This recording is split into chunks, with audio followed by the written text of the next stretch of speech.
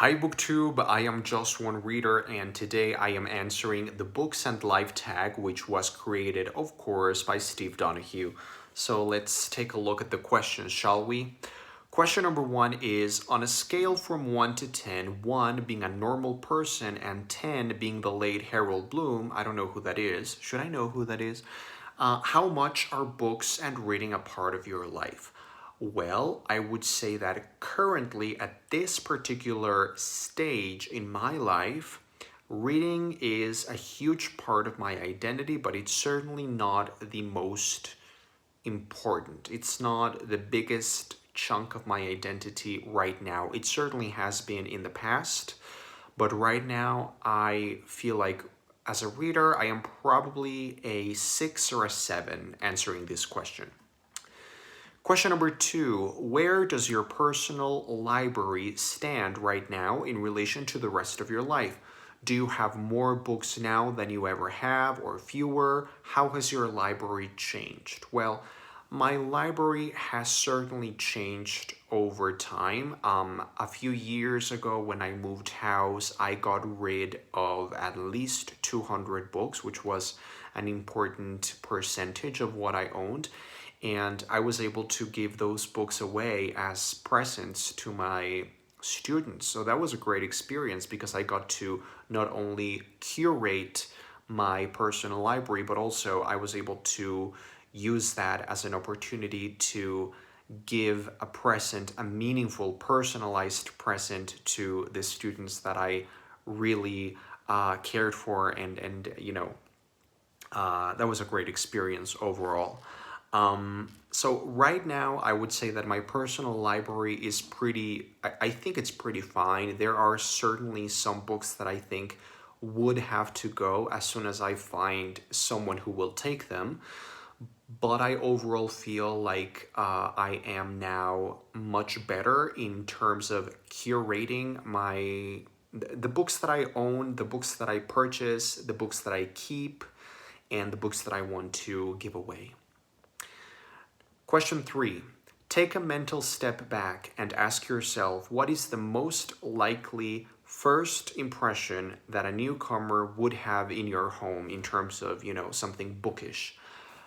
I think the first thing that people would notice just immediately opening the door and coming into the living room would be that I have books everywhere. Like, this is a small house, and it's not like I have a huge display of books, but I do have books everywhere. There's not a single space in this entire house that doesn't have books somewhere. Like, there's books in every space, corridor, on the stairs, in the living room, in the bedroom, downstairs.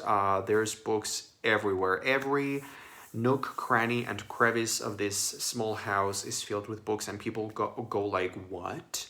Also, people notice usually that I have just an entire shelf dedicated to Harry Potter. I have editions of Harry Potter in different languages and stuff that I've collected over the years. It's basically a shrine, let's be honest. It's my Harry Potter shrine or museum or altar, probably, and people find that really funny. It's like a quirky thing that I have, my devotion to Harry Potter.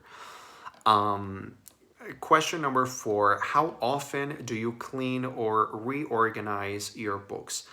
I don't clean my books or my shelves because I have a person who takes care of that, takes care of cleaning the entire house, but I do love reorganizing my books, let's be honest. It's a very messy but incredibly fun activity, and I usually do it like every December, like usually at the end of the year, when I have vacation, free time. I just love taking everything down from the shelves and sort of reorganizing it, and it's just a great time. Question number 5, on average, how many books do you acquire in a given week? This is very hard because I'm not a consistent buyer of books, but if I have to go with the average, I would say maybe 1 or 2 books per week. I can go many months without buying any books, but then if I go shopping or if I go traveling, especially if I go traveling, I will come back home with like 60 or 70 books. I mean, honestly, the last time that I went to Argentina, I came back home with 100, I think it was over 120 books. And I was actually detained at the border. People were asking me, why? Are you going to sell these books? And I was like, no, no, no, no, no, no. These are mine, and these are psychoanalytical gems of literature that I cannot buy here in Mexico. So this is your fault, Mexico. So that's why I had to go to the fucking edge of the world in lovely Argentina to get all those books. So, but yeah, I guess when I'm traveling, I usually go crazy, but otherwise I am pretty tame. So there's the answer. Question number 6. What song is your current earworm? Um, well, right now I am listening to a lot of opera, actually, and so I have a lot of opera arias just circling in my brain.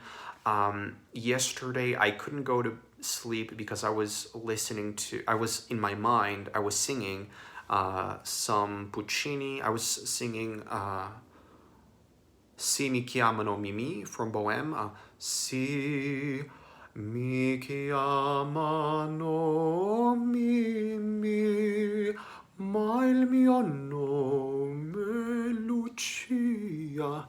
Or I was also listening to Tosca. I was listening to Mirella Freni, probably my favorite dead soprano, singing that. But I was also listening to my current living favorite soprano, Sandra Radvanovsky. She was singing Visidarte from Tosca. Visidarte,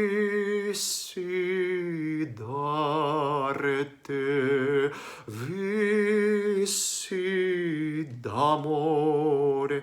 And yeah, that's usually not very common for me to be, doing the opera thing in my mind. It's usually Broadway, but for the past couple of weeks, I've been really, diving into the opera. Question number 7. What percentage of your self-control do you retain in a well-stocked bookshop? Well, self-control is something that I struggle with in general. So I am pretty good at keeping my self-control and not buying books if I'm here in Mexico. That's usually because here in Mexico, I don't find a lot of the books that I want to buy unless I am shopping online, like on Amazon. But if I go physically to a bookstore, it's very unusual for me to find something that I really desperately want to purchase. But if I am going on a trip, if I'm going to the United States or London or somewhere where English is the principal or a major language, and they have a decent, well-stocked, interesting English section of the bookstore, I will probably go crazy. I will give myself permission to enjoy my trip and to enjoy my hard-earned money, and I will go crazy. But I do have to make sure that all of those books that I buy make it into my bag so that they can come back home with me. So I cannot go all the way crazy. I have to have some self-restraint. Question number 8. Do you ever feel the need to take a break from books? If so, what form does it take? I never take a break from books, but sometimes I'm just not as in the mood for reading, and I will just want to go to the gym or binge something on Netflix. But I usually try to read at least 30 minutes to 1 hour every morning. I actually get up earlier just so I can try and do that. Question number 9. When you meet a new person, how long does it take you to bring up books? This is a tricky question for me because I don't usually meet new people in life. It's just not very common for me to do that.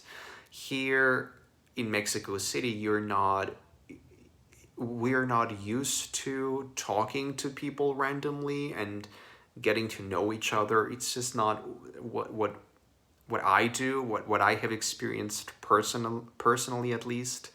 But when I meet someone new in like the context of some activity that we are doing together, like for example, we're taking a class together, or we are at the gym at the same gym together, something, I can meet new people. And usually, books and reading are something that is certainly something noticeable, because I am usually carrying a book with me everywhere I go. I never leave the house without at least one book with me, just in case, just in case there's a line at the bank or at the supermarket or somewhere where you just need to spend some time doing something. And that's usually what I do. I take out my book.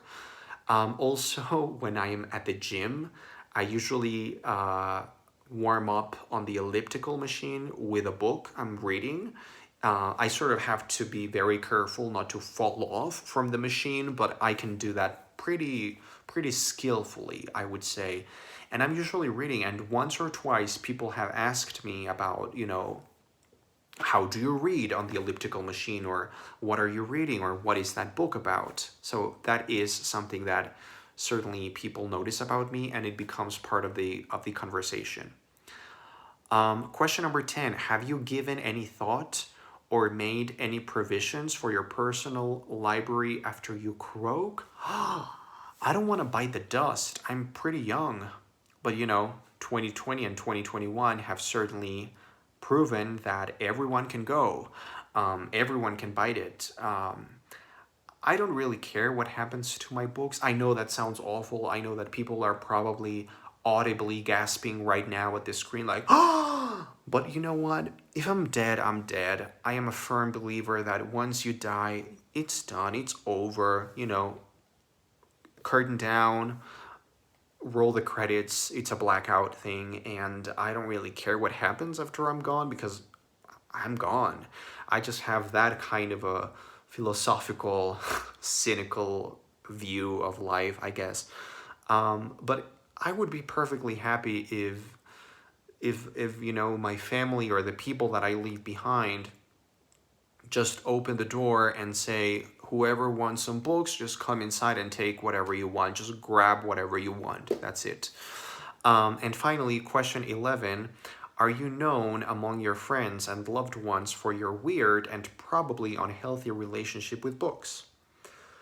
Yes, in the sense that I wouldn't say that my relationship with books is unhealthy, but it is weird just because people don't read.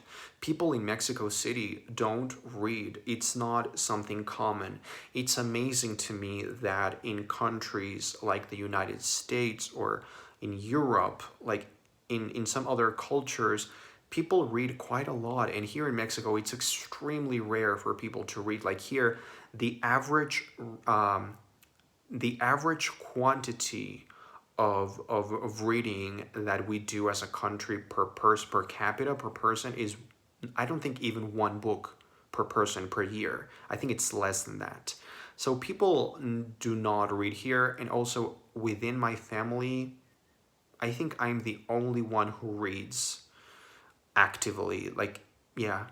And even in my circle of friends, some of my psychoanalyst friends, of course, love reading, but my friends' friends who are not colleagues, they don't read. Like, it's very hard to find people here who read. That's also why I am on BookTube. You need to give me some semblance of having people in life who care about reading, because I don't have that in my real physical life in Mexico City. It's not a thing. So that's why I have turned to BookTube. So yes, I am weird in that I read, period. So that's it. That's the books and life tag. I am tagging Alex from What Page Are You On? I am tagging Chris from Chris Bookish Cauldron. I am tagging Sarah from Hardcover Hearts and Leo from A Little Book Life. Thanks for watching.